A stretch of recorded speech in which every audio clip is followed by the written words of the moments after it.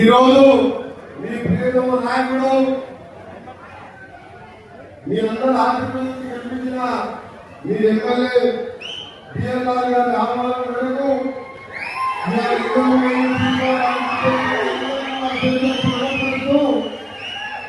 ఈ కార్యక్రమంలో ఉద్యోగ పాల్గొన్న కౌన్సిల్ చంద్రశేఖర్ గారు అలాగే మరొక సీనియర్ నాయకుడు ఈ రోజు ప్రతి ప్రాజెక్టుని పూర్తి చేయాలి. శంకరరాయ్ గారు సుదీర్ఘకాలంగా ఈ ప్రాంతంలో కాంగ్రెస్ పార్టీ జెండా మోసి జెడ్పీటీసీగా ఎంపీపీగా నల్గొండ జిల్లా కాంగ్రెస్ పార్టీ అధ్యక్షుడిగా ఎనలేని సేవలు అందించి కాంగ్రెస్ పార్టీ యొక్క గొప్పతనం మీరు గమనించాలి. శంకర్ నాయక్ గారు ఒక నంబర్ బిడ్డ.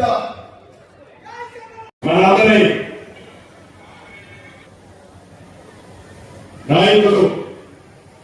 గౌరవ ముఖ్యమంత్రి రేవంత్ రెడ్డి గారి నాయకత్వంలోని మన ఇందిరమ్మ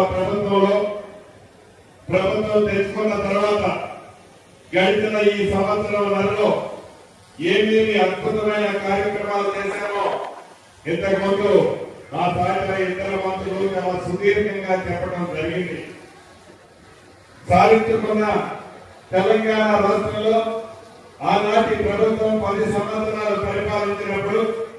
ఆ పరిపాలనలో తెలంగాణ ప్రజల్ని మభ్యపెట్టి 2 పర్యాయాలు మోసగించి ఎలా అధికారంలోకి వచ్చి తెలంగాణ రాష్ట్రాన్ని ఎలా కొల్లగొట్టి 8,19,000 కోట్లు తెలంగాణ రాష్ట్ర ప్రజల రైతుల భారాన్ని మోపి మళ్ళీ ప్రజల దీవెనలతో మన ఇందిరమ్మ ప్రభుత్వం వచ్చిన తర్వాత ఆనాటి ప్రభుత్వం చేసిన అన్ని సంక్షేమ కార్యక్రమాలు ఏమీ తగ్గించకుండా ఇస్తూనే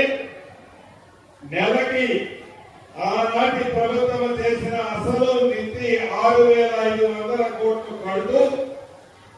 ఎన్నికల ముందు ఏవైతే హామీలు ఇచ్చిందో మన ప్రభుత్వం